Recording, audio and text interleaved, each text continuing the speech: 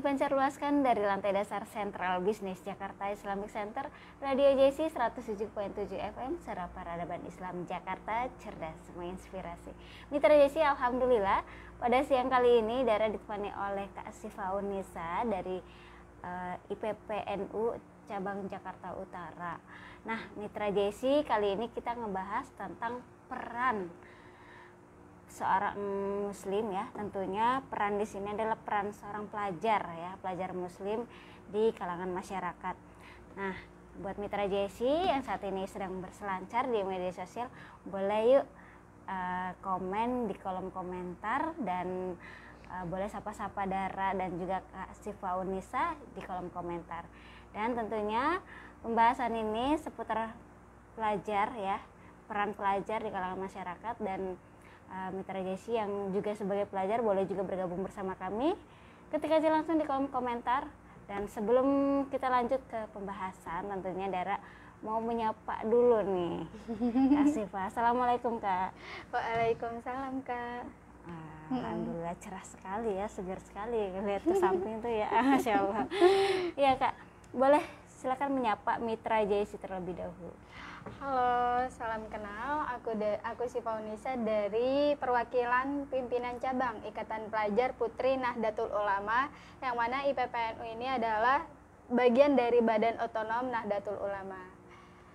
Langsung aja nih Kak, perkenalkan diri. Silakan. Oke, baik. Perkenalkan, sebelum saya lebih lanjut nih di talk show dengan ya. Kak Diandra, ngobrol dengan Kak Diandra. Saya Sifaunisa dari UIN Syarif Hidayatullah Jakarta. Saya sedang semester 7, doain aja ya semoga cepat lulus. Udah di akhir ternyata ya Kak Sifa ya. Kirain baru masuk ya kan, masih imut-imut banget. Nggak kelihatan ya Nggak Kak. kelihatan, kirain baru masuk gitu ya. Mahasiswa baru gitu kan. Aduh. Oke. Jadi aku lahir tanggal 26 Desember 1999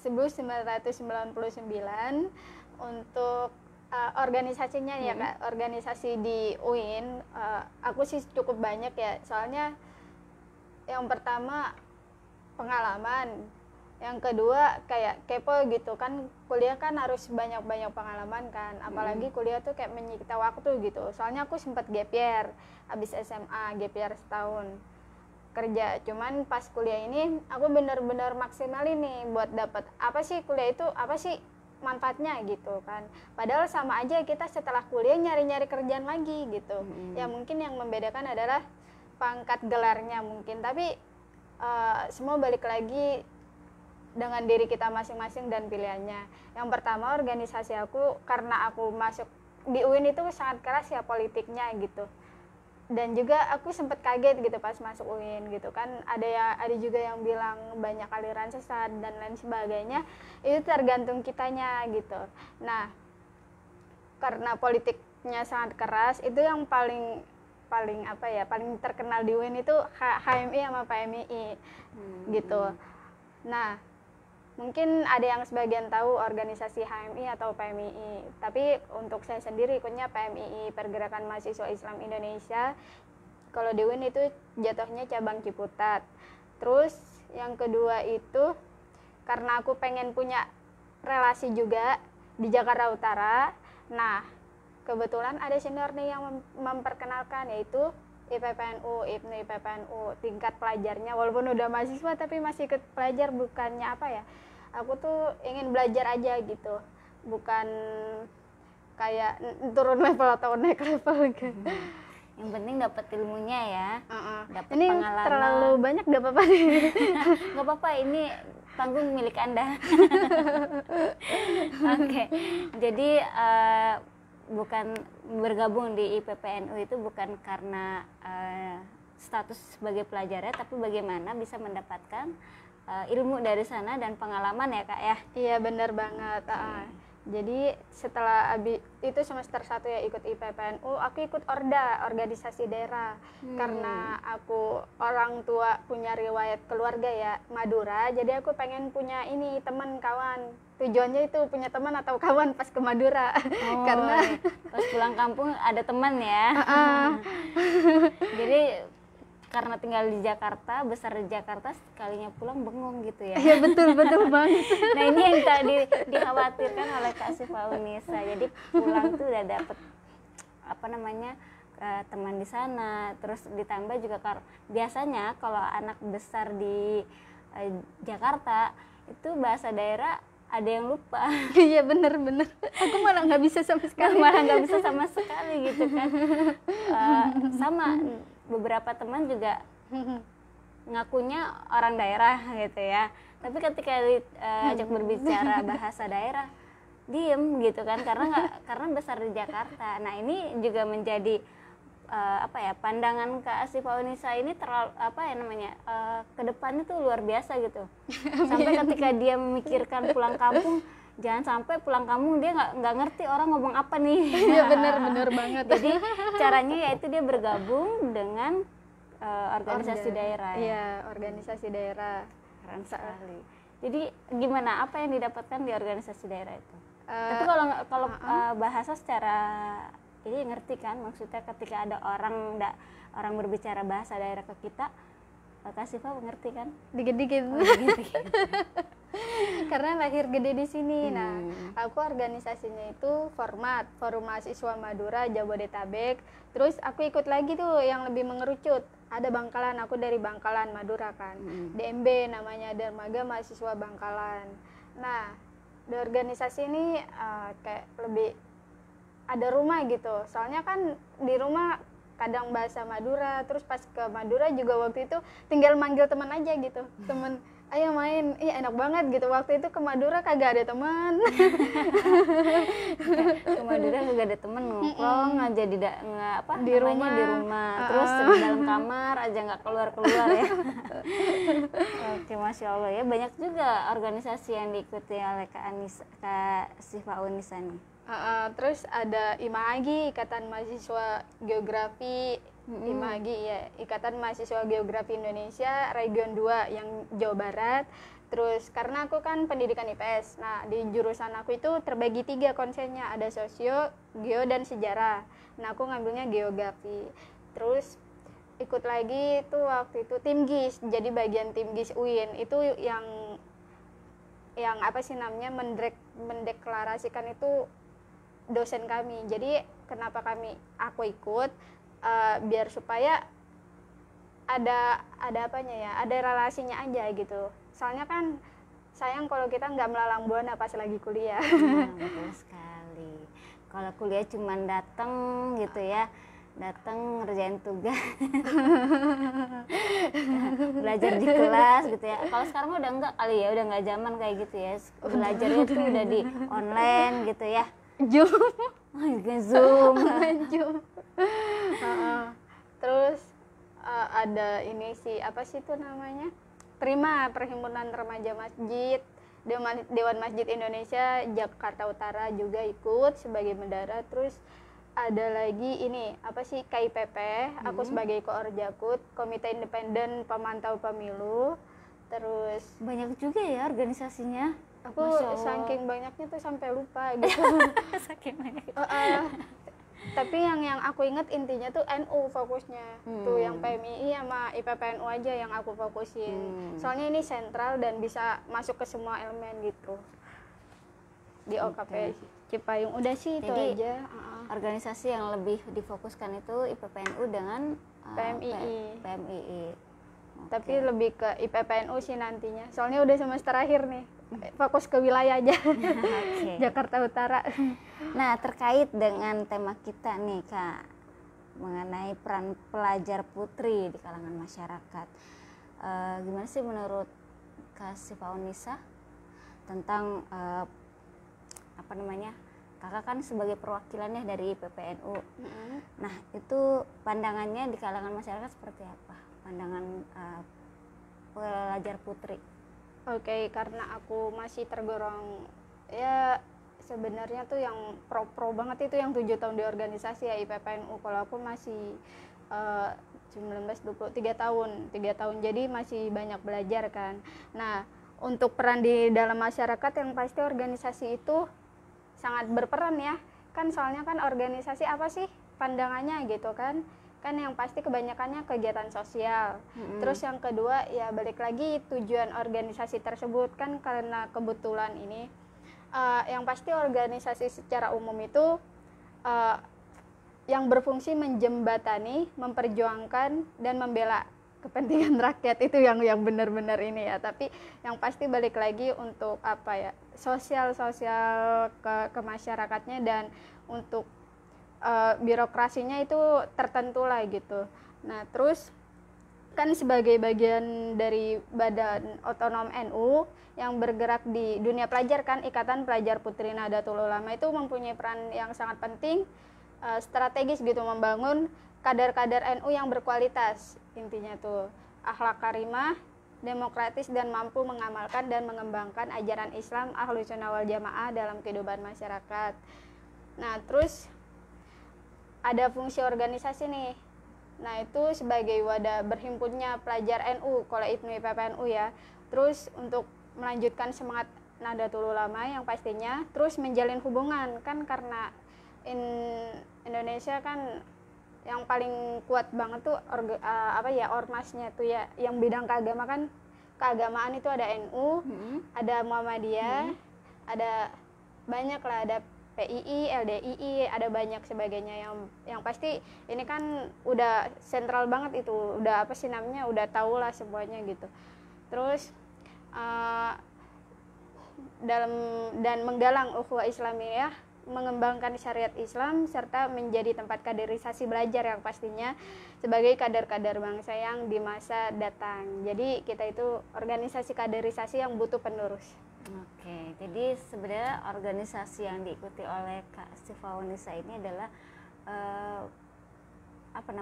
tempat untuk belajar ya, karena kan setiap generasi itu akan melanjutkan generasi berikutnya ya. Iya benar banget ya. Kak. Mungkin di atas kita beberapa tahun lagi, atau misalkan ada masa periodenya, atau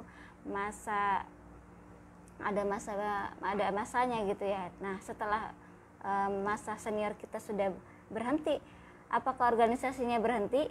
Tidak. Karena akan ada penerusnya, seperti yang mungkin Kak Sifaunisa ini akan menjadi penerus dari generasi yang sudah ada gitu. Iya bener banget Kak.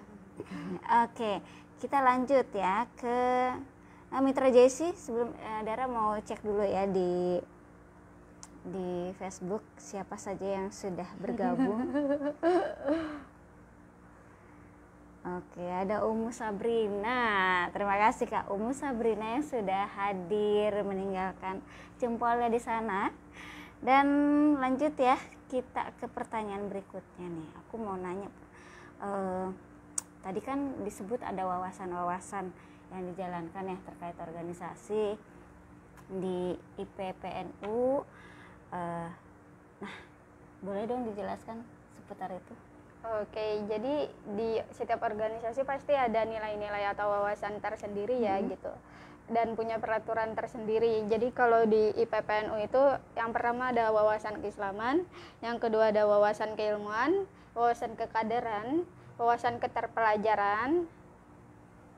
Sudah itu aja. Nah, jadi setiap wawasan, yang pertama nih wawasan kebangsaan, kan tergantung balik lagi ke organisasi ya. Sebenarnya sih bukan pandangan masyarakat itu kadang ada yang berpikir positif, ada yang berpikir negatif tentang organisasi. Yang pasti kami yang sudah berhimpun di organisasi melakukan yang terbaik, melakukan hal yang positif, tidak yang demo-demo atau segala macam, atau yang berdarah-darah segala macam, ataupun hal yang membahayakan atau yang negatif ya. Terus yang pertama nih wawasan kebangsaan. Nah, wawasan kebangsaan itu intinya itu jiwa yang demokratis, mengakui keanekaragaman sosial budaya, menjunjung tinggi persatuan dan kesatuan, menghargai harkat dan martabat manusia, serta memiliki sikap dan peduli intinya ya terhadap nasib bangsa, negara. Kalau wawasan kebangsaan mah balik lagi ke bangsa negara gitu. Satu kesatuan ya pasti balik lagi ke itu. Nah, untuk keislaman, nah kalau Islaman kan NU itu Ahlus Sunnah wal Jamaah, itu sebagai sumber motivasi dan inspirasi dalam memberikan makna dan arah pembangunan manusia ya yang pasti. Nah, wawasan ini tuh menjadi dasar bagi IPNU IPPNU itu kan ada IPNU, ada IPPNU, Ikatan Pelajar Nahdlatul Ulama itu yang bagian putranya.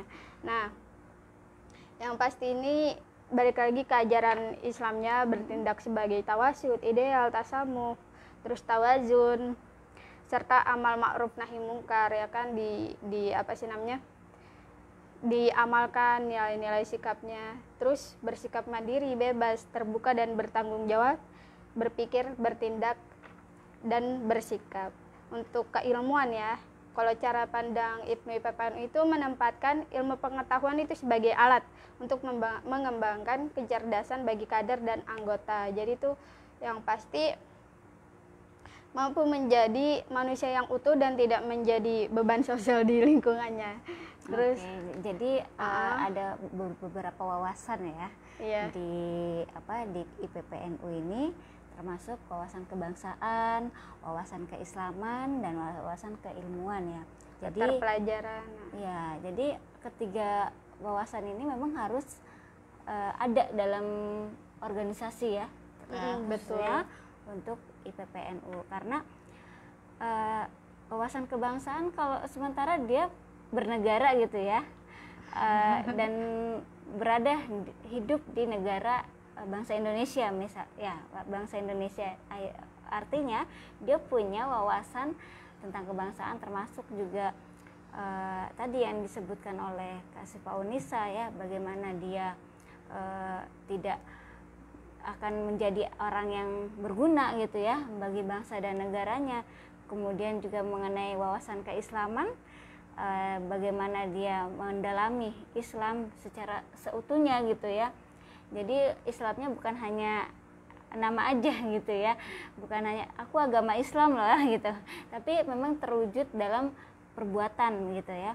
Dan wawasan keilmuan ya, keilmuan ini ya enggak hanya organisasi gitu ya, ketika mereka hidup dalam individual aja mereka harus punya ilmu ya kan. Iya, benar apalagi berkaitan dengan organisasi, tentu ada ilmu-ilmu yang dipelajari di sana. Nah, tentang wawasan keislaman, wawasan ya, tentang 3 wawasan yang ada di IPPNU.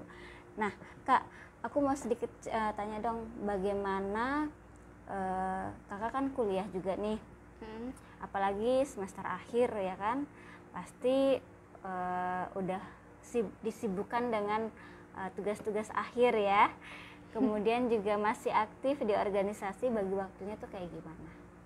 Oke. Ini ya, untuk bagi waktu sih aku tuh dari semester 1 tuh yang aku ingat tuh aku ikut 7, kalau nggak salah 7 apa sampai pernah 9 gitu organisasi gitu. 9 organisasi. Tapi itu kayak cuman ada yang kayak selingan aja, jadi tuh intinya fleksibel aja ya untuk organisasi yang selama masih muda ya harus melalang buana gitu, harus mencoba hal-hal banyak. Yang pasti hal-hal banyaknya harus dicoba dulu, jangan asal masuk aja, jadi harus dicari tahu lebih dulu dan lain sebagainya gitu. Kan saking banyaknya tuh waktu semester 1 tuh aku soalnya tergantung prinsip orang masing-masing ya. Soalnya waktu SMA tuh aku rajin. Terus aku pas udah tahu dunia gitu kan, kalau misalnya abis SMA terus lulus kan pasti nyari apa sih namanya, memasuki dunia yang sesungguhnya kata orang-orang gitu.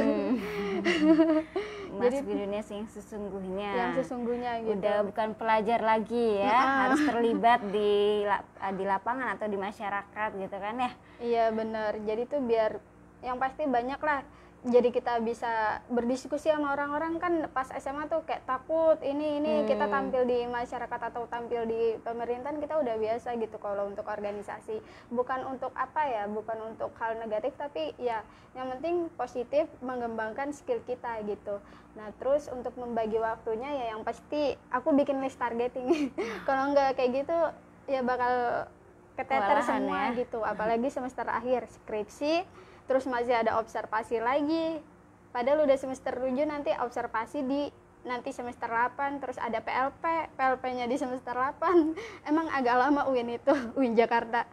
tergantung kampus masing-masing. Kalau semester 8 di UIN yang lain atau kampus lain ada yang udah ini nih, semester 8 udah fokus skripsi, gak usah PLP atau apa atau magang atau sebagainya gitu.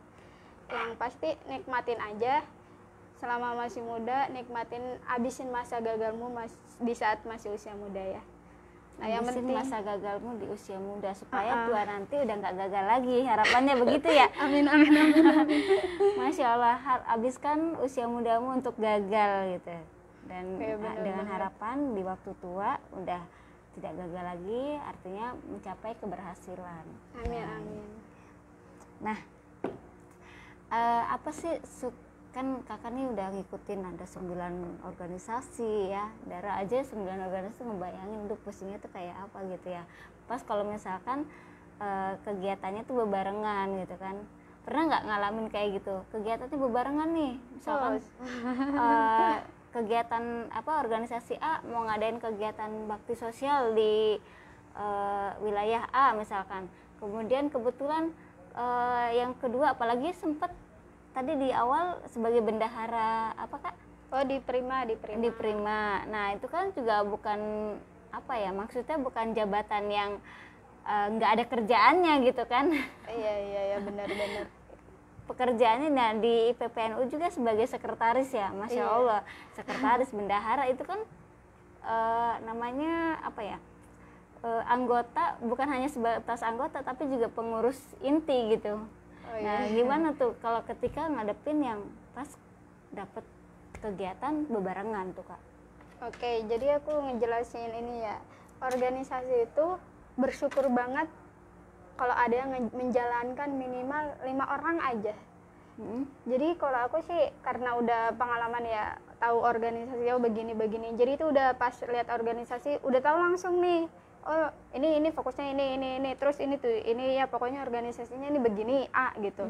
Terus sampai aku bisa menilai sebuah acara ini bakal sukses atau bakal ada hancur sedikit atau apa atau gagal sedikit, tahu bagaimana aku udah bisa nilai. Terus sampai aku bisa apa ya namanya tuh ya, untuk kegiatan ataupun apapun itu, ataupun sampai menilai dananya aja aku tuh udah bisa ngeliat gitu. Jadi tuh untuk organisasi intinya fleksibel aja ya. Untuk ketua sih waktu itu aku pernah tuh menjabat, yang paling pusing itu yang pasti ketua umum ya. Kalau misalnya ketua departemen atau ketua LSO itu masih mending. Soalnya kalau ketua umum udah pasti menggerakkan satu organisasi, itu yang bikin aku hektik banget waktu itu jadi ketua PAC anak cabang tingkat kecamatan, tapi hektik banget lagi menjabat di organisasi ini ABCD. Tapi bagi aku kalau misalnya ketua departemen kan itu per program kan, kalau per program kan berarti hanya fokus programnya aja. Untuk misalnya untuk keseluruhan itu urusan BPH aja gitu.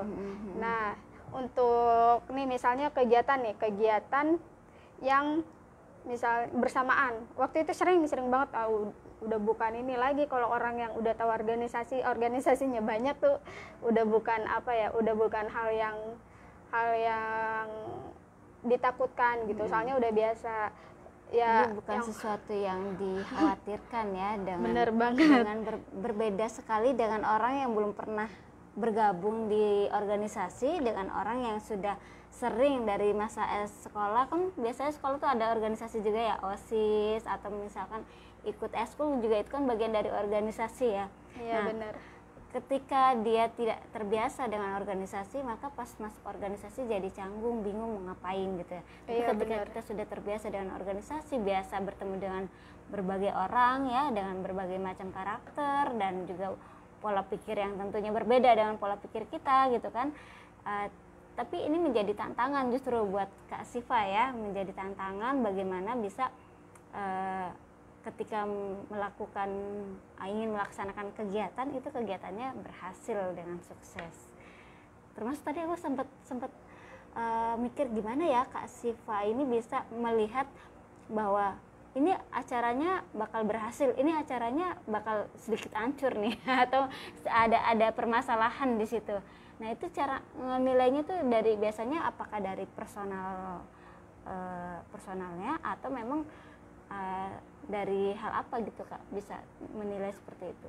Oke, aku pas menilai seperti itu ya, yang pasti itu yang kalau misalnya ada banyak kegiatan itu, yang pasti aku yang pertama milih yang paling penting. Aku dipentingin dalam organisasi itu berpengaruh atau tidak. Pernah tuh datengin 4-4-nya bisa, ya tapi datangnya 20 menit dalam sehari. Jadi 4 sekaligus ya? 4 sekaligus atau 5 sekaligus, ya udah ganti-gantian gitu. Hadirnya cuma sebentar absen muka. Yang penting tahu kegiatannya ini, yang dibahas ini ya, tahu agenda besarnya gitu ya Kak ya? Ya pasti setiap organisasi itu ada agenda besar. Nah untuk ini apa sih cara menilai kegiatan gitu? Yang pasti bukan dari apanya ya, dari brandingnya dulu. Kita misalnya nih, kita dikasih undangan, kita lihat undangannya dong. Dari undangannya aja itu udah kelihatan yang mana undangan biasa, acara biasa, atau acara yang mewah. Gitu. Terus yang kedua, cara komunikasinya tuh, komunikasinya nih udah dari jauh-jauh hari mateng nih kayaknya nih, ini sebagainya. Terus ada randonnya juga, ada juga yang nggak dikasih randon gitu ya. Gitu kita bisa lihat yang paling kecil aja dari undangan gitu. Yang kedua, pas kita datang ke lokasi misalnya ya, datang ke lokasi, nilai ini dari regisnya aja dah udah kelihatan. Oh ini kurang komunikasi, ini pokoknya dadakan acaranya, atau ini acaranya begini nih, ini pokoknya udah kelihatan dari registrasi gitu. Soalnya pas di undangannya aja itu udah kelihatan, oh acaranya ini cuman biasa aja, acara program doang, bukan acara besar organisasi, programnya organisasi, maksudnya ya departemennya organisasi gitu. Oh ini biasa gitu dan lain sebagainya. Oh ini acara biasa gitu. Gitu sih cara nilainya seperti itu. Oke, lanjut kita ke pembahasan berikutnya nih. Yang Dara mau tanyain, Kak Siva ini kan udah banyak ikut organisasi, suka dukanya apa sih? Suka dukanya pasti kan ada ya yang namanya dukanya, ada sukanya gitu ya. Atau justru suka semua di organisasi? Oh, ada dukanya pasti. Ada dukanya ya.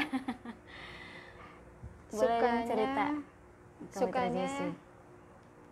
Sukanya itu lelahnya itu nagih. Lelahnya nagih gitu. Dukanya kalau misalnya kepentingan pribadi itu sih, sama kepentingan politik itu dukanya. Terus sama apa ya, yang pasti banyak sih dukanya, kayak pusing, stres. Iya pernah gitu waktu itu bikin surat 20 surat dalam sehari waktu itu, pas awal-awal banget, pas itu hektik banget tuh bikin proposal ini jadi ketua gitu ya. Yang pastinya kalian harus merasakan jadi ketua biar kalian udah paham. Biar kalian nggak kaget pas ke masyarakat, pasti kalian nggak kaget deh kalau udah ditunjuk jadi ketua. Oke, harus terlibat ya. Harus, bahkan kalau misalnya nggak ditunjuk harus menunjukkan diri. Iya, ya. Harus menunjukkan diri juga. Biasanya di organisasi itu ada ya tadi ya, pas dari pemilihan ketika masa periodenya habis, ada pemilihan berikutnya ya. Iya. Nggak ada salahnya kalau kita ngajuin diri ya Kak ya untuk jadi ketua. Iya, ajuin buat pengalaman. Oke. Ya, nah, yang kemudian apa gimana, mau nambahin lagi satu. Kalau organisasi itu yang paling aku nggak sukanya banget boros waktu, mau bajir waktu kadang, kayak contohnya gimana? Kayak ngopi dan lain sebagainya gitu. Kalian kalau untuk berorganisasi kalian harus sadar waktu, sadar list target harian kalian. Terus kalian harus sadar kalian ini sedang posisinya itu sebagai apa. Jangan lupakan kondisi rumah juga, jangan lupakan terkait masa depan juga. Itu aja. Oke, Mitra Desi, poin penting yang disampaikan oleh Kak Siva adalah jangan sampai membuang-buang waktu ya. Boros waktu karena memang ketika ngumpul ya itu kadang lupa gitu kan. Iya emang. Atau malah justru ya ntar aja deh, itu ntar aja ngumpul dulu gitu. Nah itu kebiasaan itu harus dihindari. Jangan sampai kita organisasi mungkin ya boleh ditiru sih dengan caranya Kak Siva ini mengenai dia ikut 4 organisasi bebarengan ya. Ketika rapat bebarengan ya, dan dia cuma ikut 20 menit, tapi tahu inti dari pertemuan itu apa gitu. Dan sehingga untuk pekerjaan lainnya dia bisa kerjakan lagi gitu. Jadi yang pernah Dara lihat gitu ya, kalau misalkan ngumpul organisasi, ayo ngumpul kita rapat ya, rapat gitu, rapat berjam-jam, intinya nggak ketemu gitu. Nah. inti yang mau dibahasnya ini nggak fix gitu ya, kan ada perdebatan ini, ada yang tanggapannya seperti ini, jadi ngumpul selesainya ngambang gitu. Nah ini kan yang kayaknya kurang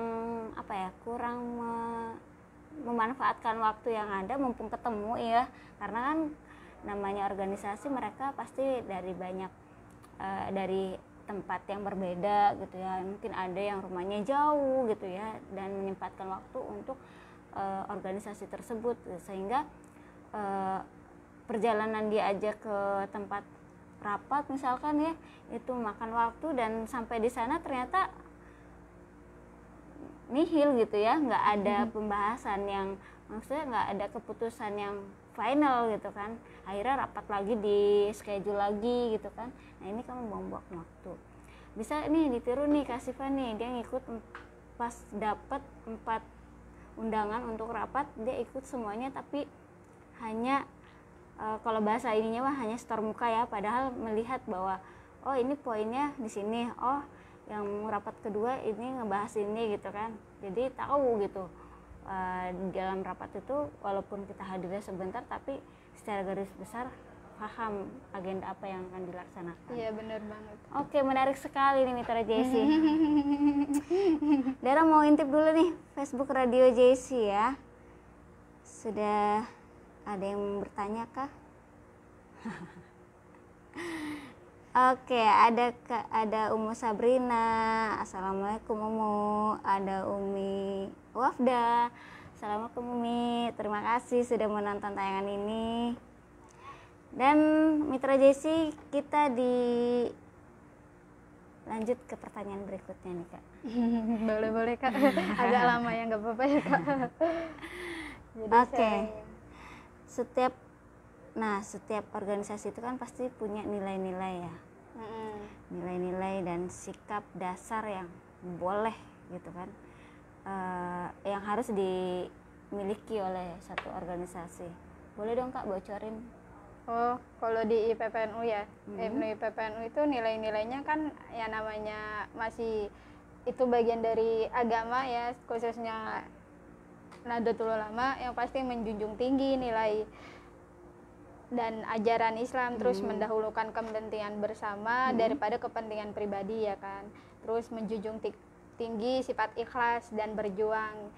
Jadi pas berjuang jangan ada kepentingannya aja tapi ikhlas gitu. Terus menjunjung tinggi persaudaraan, yang pasti persatuan, meluhurkan akhlak karimah, menjunjungkan tinggi kejujuran, terus menyesuaikan diri, terus menjunjung tinggi kepeloporan pemuda ya pasti ini namanya organisasi kepemudaan, balik lagi ke pelajar dan pemuda, walaupun ada yang mahasiswa itu tergantung tingkatannya. Nah terkait organisasi, ada organisasi itu kan pasti ada punya program kerja ya, yang seabrek-abrek mungkin ya. Iya. Nah kalau Kak Siva di IPPNU program kerja khusus, karena kita kan bahas tentang pemuda dari kalangan putri ya. Nah program apa sih yang dicanangkan ya untuk para pemuda putri? Kalau untuk masih di tingkat cabang itu masih sedikit, kecuali kalau udah di tingkat wilayah atau pusat itu banyak program atau departemennya ada yang ditambah. Kalau yang cabang itu masih biasa kaderisasi ya, jantungnya organisasi. Terus kayak butuh regenerasi, yang kedua SDM, sumber daya manusia dan pengembangan, itu tuh kayak melatih skill, misalnya melatih mengadakan public speaking, atau mengadakan pelatihan protokoler, kerjasama sama wali kota bisa, kerjasama sama lain-lain, kita bisa tergantung apa ya, giro penggerak departemen tersebut gitu, mau melakukan hal yang belum pernah dilakukan, kayak misalnya kolaborasi dengan stakeholder, ataupun mau mengadakan biasa aja juga, tergantung prosesnya masing-masing. Terus ada kominfo ya, yang pasti buat peringatan terus dan lain sebagainya, atau ucapan-ucapan. Ada bidang dakwah atau komisariat itu buat nambahin sekretariat, tempat yang buat tujuan kaderisasi.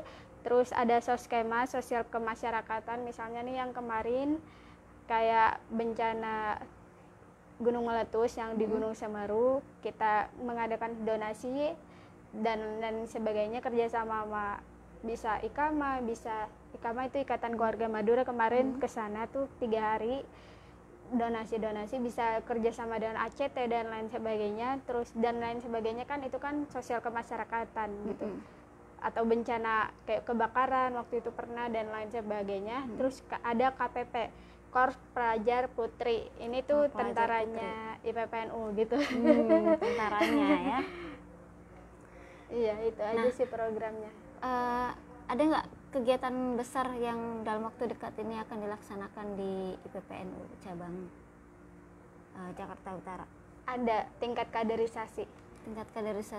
Tingkat kaderisasi. Jadi yang pertama kan masuk itu untuk menjadi bagian dari IPPNU itu Makesta, masa persediaan anggota. Nah, tingkat lanjutnya itu ada Lakmut, latihan kader muda. Terus ada lagi tingkat selanjutnya ada Lakut, yang paling tertinggi, latihan kader utama. Insya Allah mengadain Lakmut. Insya Allah akan mengadakan Lakmut. Oke.